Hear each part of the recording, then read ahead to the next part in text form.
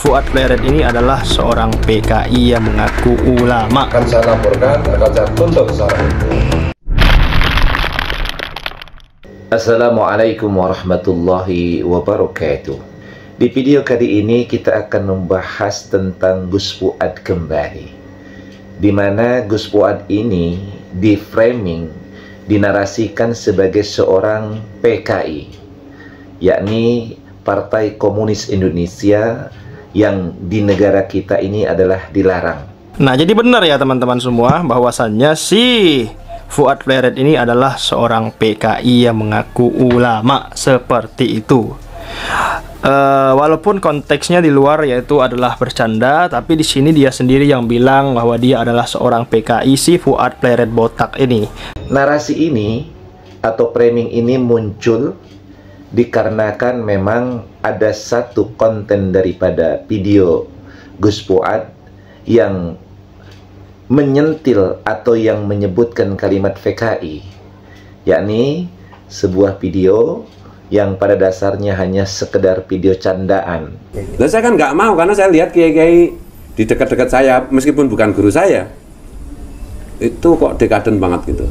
Jadi kadang-kadang kalau ada bayi berjanjian gitu, anak berjanji itu kan, terus diputar, terus kiainya batuk-batuk, terus gini-gini itu kan, saya khawatir ini jangan-jangan TBC bayinya.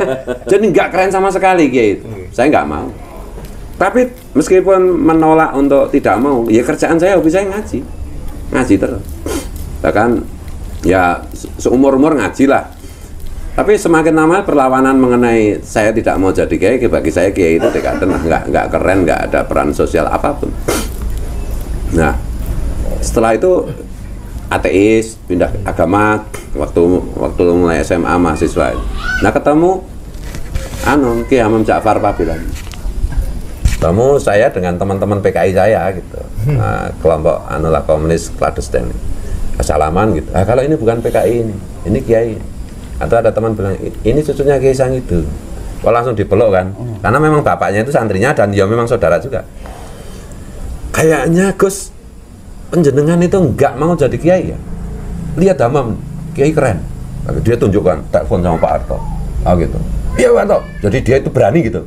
Keren kan? Jadi kiai aja mau. Kalau jadi kiai kayak Kiai Hamam ya keren juga sih. Udah pokoknya mau aja. Nggak usah terus-menerus kayak gini, jadi kafir kayak gini ya gitu. Nah, itu akhirnya ya proses seiring dengan waktu akhirnya memang seperti yang diceritakan oleh Kiai Dimyati. Bahwa pada akhirnya futuh saya itu Kiai Abdul Muhid. Dan pada akhirnya Kiai Dim itu tinggal stempel. Masya Allah. Dan itu kalau jadi gini kan, sebenarnya kan ada inisiasi kan menjadi kiai itu di tradisi kami lah setidak-tidak. Jadi ada peristiwa diperintah lah oleh Rasulullah. Saya kan bingung. Saya menghadap Kiai Abdul Muhid, kamu itu kalau cuma saya jawab itu nggak mantep, langsung kayak Kiai Dim. Lah Kiai Dim langsung bilang, udah dapat SK ya udah kamu jadi kiai aja. Jangan takut, jangan khawatir. Waktu itu saya baca Fatihah aja lupa. Iya, setelah itu mimpi itu Fatihah itu nggak bisa ya. Ya bisa Allah Akbar kalau sholat lupa semua, nggak bisa. Benar-benar grogi gitu. Ya, itu tuh Kiai ngasih takwil ya kan. Nabi itu kan umi. Ya kamu harus merasakan menjadi umi, nggak tahu apa-apa sama sekali. Pelan-pelan itu baru kembali sedikit-sedikit. Semua ilmu yang saya pelajari hilang semua, jadi linglung. Itu. Nah, kalau dengan Kiai Dim atau Kiai Muhid itu nggak pernah saya cerita. Jadi saya ngimpi, saya ada pengalaman halu macam-macam, lalu ditanya mau cerita dulu apa jawabannya. Nah, awal-awalnya kan saya pikir orang ini sok tahu banget kan gitu. Meskipun itu Pak D saya, guru saya, ini sok tahu banget. Langsung jawabannya. Jadi kamu kan begini, intinya begini. Diceritakan dengan detail banget. Nah, jawabannya gini. Nggak percaya sama saya. Lah gitu. Habis itu langsung percaya aja. Dan Kiai Abdul Muhid itu bisa dipertanggungjawabkan secara akademis. Jadi kalau kita lagi ngobrol konsultasi gitu, ya ambil pulpen, kamu itu kan sukanya kan anak kuliah, jadi harus iya. Ini halaman sekian, bunyi kalimatnya sekian. Kalau nggak salah baris dari atas itu baris kesekian, nanti 3 baris tuh kalimatnya itu, nanti dari bawah itu berarti berakhir pada baris sekian. Itu saya pernah menulis 78 footnote itu.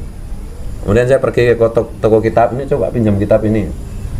Cocok itu berapa puluh, 24 atau 25, udah berarti cocok semua. Persis kalimatnya seperti yang beliau diktekan ke saya, halamannya, barisnya keberapa dari atas sampai keberapa dari bawah. Kalau cetakan ini, cetakan 6 sekian, halamannya pindah ke halaman sekian, sampai segitunya. Detail sekali, dan beliau selalu bilang kalau nggak salah, ya coba dicek aja. Kalau nggak, tapi nggak pernah ada yang salah. Tawadunya itu ya, kalau nggak salah tawadunya. Ya tapi orang-orang di sekitar kita itu nganggapnya kayak Abdul Muhyidd itu kayak yang sederhana, yang tampilannya santun, kalimatnya tertata rapi, ya pokoknya bijaksana lah, kayak Kiai Imad kalau lagi berperan sebagai orang bijak. Good cop, bad cop. Iya. Saya kan bagian bad boy. Jadi saat itu Gus Fuad sedang berkumpul dengan diantaranya bersama Kiai Haji Imaduddin Usman Al-Bantani, kemudian bercerita-cerita tentang berkaitan dengan masalah halunisasi. Jadi hal-hal yang pengalaman pribadi yang berkaitan dengan masalah-masalah yang gaib. Jadi menceritakan tentang kejadian-kejadian yang pernah dialami oleh masing-masing. Nah, Gus Fuad ini, beliau ini menceritakan tentang masa kecilnya, bahkan sebelum beliau dilahirkan, beliau menceritakan tentang hal itu. Yang di dalam cerita beliau ada satu rangkaian kalimat yang mengarah kepada PKI, yakni ketika beliau memang di masa remajanya itu memang mengalami pergolakan jiwa karena mendapatkan bagaimana kemudian lingkungan di tempat pergaulan beliau, yakni di kalangan kiai, itu identik dengan hal-hal yang dianggap sebagai kuno dan klasik. Nah, beliau menganggap tidak keren, sehingga muncul pergolakan-pergolakan di usia yang seperti ini, sehingga beliau akhirnya sempat ketika SMA dan kuliah menjadi seorang yang liberal, bahkan boleh dikatakan sebagai ateis, artinya tidak percaya lagi kepada Tuhan. Nah, ketika mengaitkan dengan ateis inilah muncul kata PKI. Tetapi yang dimaksudkan itu bukan PKI dalam artian Partai Komunis Indonesia, tetapi pemikirannya yang ateis, yang tidak percaya kepada Tuhan. Nah, inilah yang kemudian kata-kata ini yang dipelintir oleh netizen, yang salah satunya adalah pemilik daripada MPH Channel. Nah, setelah kita teliti, ternyata MPH Channel ini adalah memang dia adalah muhibbin, dia adalah pecinta habaib, sehingga kemudian dia memframing kalimat-kalimat yang ada di dalam kontennya Gus Fuad dengan memframing bahwa Gus Fuad ini adalah seorang PKI, sehingga kemudian framingnya konten kreator ini berkembang liar, dan kemudian akhirnya netizen menganggap bahwa Gus Fuad ini adalah PKI. Nah, inilah yang kemudian diluruskan oleh Gus Fuad. Beliau kemudian akhirnya membuat klarifikasi, menjelaskan tentang kalimat PKI yang sempat muncul di dalam video yang ada di channel beliau. Salam Pancasila, merdeka. Alhamdulillah, salatu wassalamu ala Rasulillah wa ala alihi wasallam. Terkait dengan video hoax, video fitnah yang mengenai diri saya, yaitu di video yang beredar potongan pernyataan saya, di situ seolah-olah saya menyatakan diri saya sebagai PKI, dan ini perlu saya klarifikasi atas permintaan berbagai pihak, bahwa video itu adalah video hoax, video fitnah untuk menjatuhkan saya. Hanya orang bodoh yang percaya pada video itu. Saya turun-temurun adalah keturunan kiai, baik terutama dari Nahdlatul Ulama. Orang semua tahu saya itu Bani Rauf Wonokromo. Orang itu tahu saya juga Bani Khalil Wonokromo. Orang itu juga tahu saya itu Bani Noriman Melani. Jadi mustahil saya itu terlibat dalam kegiatan PKI sepanjang hidup saya. Dan di zaman Orde Baru, saya ini adalah PNS guru. tidak mungkin di zaman Orde Baru orang bisa menjadi PNS kalau sedikit saja terindikasi PKI, bahwa itu adalah potongan video saya ketika saya ngobrol dengan Kiai Imad dan beberapa teman yang saya menggunakan istilah PKI, itu dipotong, dan video lengkapnya silahkan dicek di YouTube Gus Fuad Channel. Jadi dengan ini saya menyatakan, mengklarifikasi bahwa itu adalah hoax, itu adalah fitnah. Saya sedikit pun tidak pernah menjadi anggota Partai Komunis Indonesia, saya juga bukan penganut itu, dan juga teman-teman YouTuber juga sudah banyak yang menjelaskan hal ini. Bahkan saya juga berpikir bahwa pembuat dan penyebar video itu kalau memang saya diperintahkan oleh para kiai sepuh, akan saya laporkan, akan saya tuntut secara hukum. Begitu saja, mudah-mudahan ini menjadi perhatian semua pihak. Jangan percaya pada hoax, pada fitnah. Jangan percaya pada PKI yang teriak PKI, karena yang PKI itu Musa Al-Munawar Al-Habib, Habib Musa Al-Munawar, yang berontak di Medion tahun 48, kemudian Habib DN Aidit yang berontak tahun 65, kemudian di Kalimantan ada Habib Sofyan dan Fahrul Barakbah yang ikut berontak PKI tahun 65. Jangan percaya pada PKI yang teriak PKI. Assalamualaikum, salam Pancasila, merdeka.